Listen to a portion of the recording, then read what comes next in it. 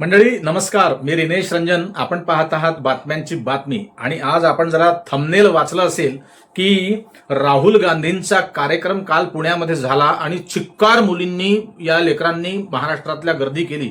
महाराष्ट्रच नव्हे तर इतर राज्यातून देखील काही मुली त्या ठिकाणी आल्या होत्या आणि ते सगळं चित्र पाहून, ती सगळी अफाट गर्दी पाहून आणि राहुल गांधींचा छात्रों की गुंज हा कार्यक्रम सुपर डुपर हिट झालेला पाहून अनेकांच्या हाफ चड्डीतून धूर निघालेला आहे. तुम्ही थंबनेलवर वाचलं असेल मंडळी. राहुल गांधींचा कार्यक्रम सुपर डुपर हिट झाला आणि त्या गर्दीमध्ये काही मुलींनी असं वक्तव्य केलं, अशी सरकारची, अशी शासनाची, अशी व्यवस्थेची, अशी सिस्टमची पोलखोल केली की धूर निघणं अगदी साहजिक आहे मंडळी.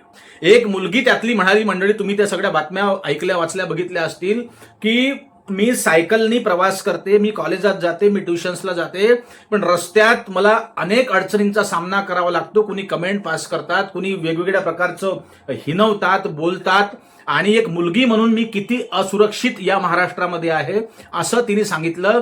तेव्हा गृह मंत्रालयाला धक्का बसायलाच हवा मंडळी, बसायलाच पाहिजे. आणि गृहमंत्री कोण आहेत तुम्हाला ते ठाऊक आहे. आणि धूर निघण्याचं काहीही कारण नाही. राहुल गांधींनी सहज कार्यक्रम केला. त्या कार्यक्रमाचं स्वरूप इतकं महत्वाचं तुम्हाला वाटलं असेल मंडळी की ते भाषण नव्हतं, ती सभा नव्हती, तो कुठलाही पार्टीचा, पक्षाचा झेंडा आणि प्रचार त्या स्टेजवर नव्हता. तिथे होता जेन झी सोबत संपर्क आणि संवाद, इंटरॅक्शन, डायरेक्ट, थेट. अनेकांच्या मंचावर जेव्हा हाय प्रोफाईल लोक येतात किंवा हाय कमांड जेव्हा येतात एखाद्या पार्टीचे, किंवा उदाहरणार्थ आपले आप्पाजी घ्या किंवा कोणी अजून मुख्यमंत्री घ्या, वेगवेगळ्या प्रकारचा तिथे त्या ठिकाणी अनेक लेयर्सचा बंदोबस्त असतो. सामान्य माणसांना स्टेजवर तर सोडा, स्टेजच्या आजूबाजूला देखील त्या सुरक्षा कवचामुळे ते फिरू शकत नाही. पण कालचा स्टेज, कालचा राहुल गांधींचा मंच हा अगदी ओपन होता. आणि जरी काही मुलींचं त्या ठिकाणी रजिस्ट्रेशन झालं असलं तरी जे काही मुली बोलल्या त्या सर्वसामान्य मुली होत्या मंडळी. आणि त्यात मुख्य म्हणजे नेहा सिंग राठोड होती. तुम्ही पाहिलं असेल, जी भोजपुरी लेखक आहे, कवयित्री आहे, कविता करते, ती गाणे लिहिती आणि प्रचंड तिला हे जे संगोटे आहेत ते ट्रोल करतात मंडळी. ती जेव्हा तिने तिचा किस्सा सांगितला की ती जेव्हा लग्न होऊन सासरी गेली तेव्हा डायरेक्ट ते थेट मागेच पोलिसांची गाडी आली आणि तिच्यावरती FIR दाखल केली. यूपी में काबा असं तिने काहीतरी ते गीत लिहिलं होतं प्रचाराच्या वेळी, त्या निवडणुकीच्या वेळी तिने तो किस्सा सांगितला. आणि ती नेहा सिंग राठोडनेही मंच गाजवला आणि राहुल गांधींनी अगदी खुल्या मनाने, अगदी ओपन माइंडने तिला मंच दिला आणि तिला तिच्या पद्धतीने तिने जे काही 1-2 गीतं गायले त्याच्यातून तिने सगळं सांगितलं मंडळी, सगळं सांगितलं की ये हिंदुस्तान किसी की बपौती नाही आहे, म्हणजे कुणाच्या बापाचा एकट्याचा हा हिंदुस्तान नाही आहे.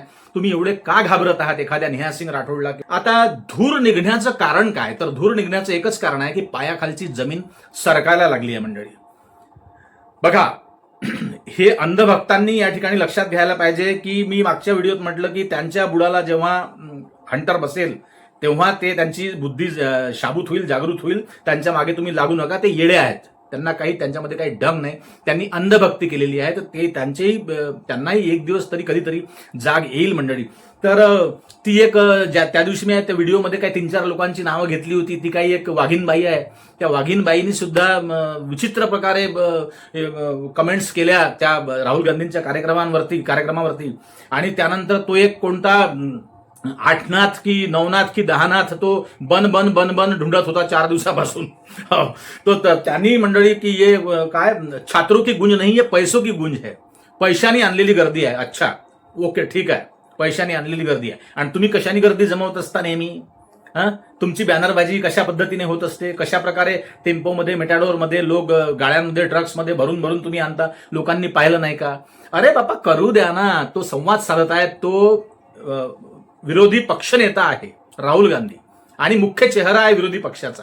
त्यामुळे ते पंतप्रधान होईल की नाही होईल, ते काय त्यांच्यामध्ये काय गट्स आहे की नाही आहे, काँग्रेसने काय काय पापं केले ते सगळं सोडून द्या. पण आता बदल हवा कशासाठी? तर जेनझीला बदल पाहिजे. गोष्ट शिक्षणावर आली आहे मंडळी. आणि राहुल गांधींनी बिलकुल हा जेनझीचा मुद्दा कॅच केला आहे. जरी राहुल गांधी स्वतः जंतर मंतरवरच्या त्या आंदोलनात गेले नसले तरी त्यांनी हा मुद्दा कॅच केला आहे मंडळी. आणि आता यांना संधी राहुल गांधींना कोणी दिली? तुम्हीच दिली ना. तुम्ही जनजीची तुम्ही वाट लावली, त्यांना 20 दिवस 25 दिवस त्यांना उपाशी तापाशी तिथे तडफडू दिलं, जंतर मंतरवर तुम्ही गेले नाहीत. जेव्हा तुमच्या अंगावरती गोष्ट आली तेव्हा तुम्ही मात्र तिथे पुन्हा प्रयोग केला, सोनम वांगचुकला उचलून नेलं, त्यानंतर लाठ्या काठ्यांचा प्रयोग केला, अश्रुधुराचा प्रयोग केला आणि पॅलेट गन तुम्ही वापरल्या की 100, 150, 200 पॅलेट एका साहिल नावाच्या एका मुलाच्या अंगामध्ये आहेत आणि त्याची FIR सुद्धा पोलिसांनी दाखल करून घेतली नाही. राहुल गांधीला 7 तास त्या पोलीस स्टेशनमध्ये ठाण मांडून बसावं लागलं तेव्हा FIR झाली. एखादा इतका मोठा विरोधी पक्ष नेत्याला 7 तास एखाद्या स्टेशनमध्ये पोलीस ठाण्यात बसावं लागतं. त्यामुळे राजीव रंजनने बरोबर एका मुलाखतीत सांगितलं, मंडळी पत्रकार, मला वाटते न्यूज 24चे ते पत्रकार आहेत, रिपोर्टर आहेत, त्यांनी इतकं सुंदर सांगितलं मंडळी की जर राहुल गांधी सारख्या माणसाला जर पोलीस स्टेशनमध्ये 7 तास कोणाच्या FIR साठी बसावं लागतं तर सामान्य माणसांना पोलीस कोणत्या पद्धतीने ट्रीटमेंट देत असतील ग्रामीण भागात किंवा देशातल्या इतर पोलीस स्टेशनांमध्ये, तर हे मंडळी नक्कीच जे FIR करायला जात असतात त्यांना हा अनुभव असेल मंडळी की पोलीस तात्काळ ठेवतात, FIR सुद्धा दाखल करून घेत नाही. अजित पवार साहेबांच्या मरणाच्या त्या विमान अपघाताच्या प्रकरणामध्ये रोहित पवार दर भटकले पण FIR दाखल करून घेतली नाही. हा सिस्टमचा दोष आहे.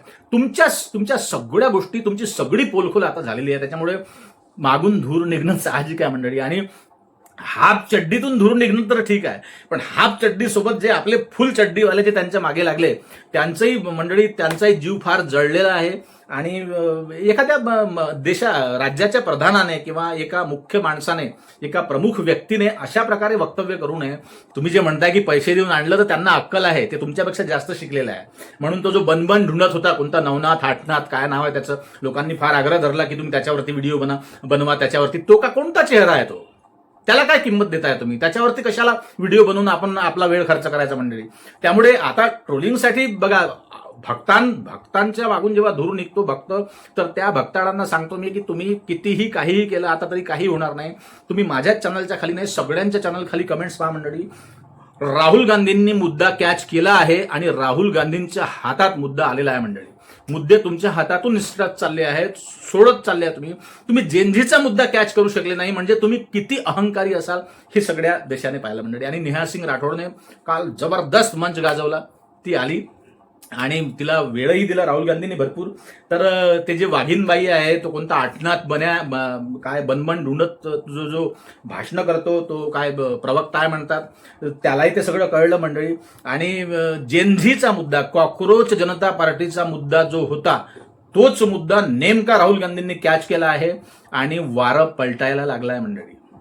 आणि राहुल गांधी म्हणाले पुणे म्हणजे काय, तर पुणे म्हणजे प्रेम, असं मराठीत त्यांनी एक वाक्य म्हटलं मंडळी.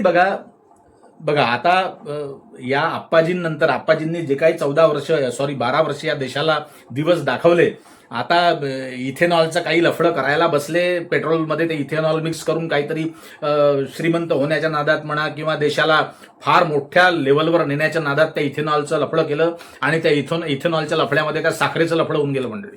ती साखर महाग होऊन गेली. त्याच्यावरती सगळे ताशेरे सुरू आहे. तर दिवसात बघा, दिवस भरले अति तिथं माती. तुमचे दिवस भरले की तुम्ही कितीही ट्राय करा, कितीही कोशिश करा, तुमच्याच्याने काहीही होत नाही मंडळी.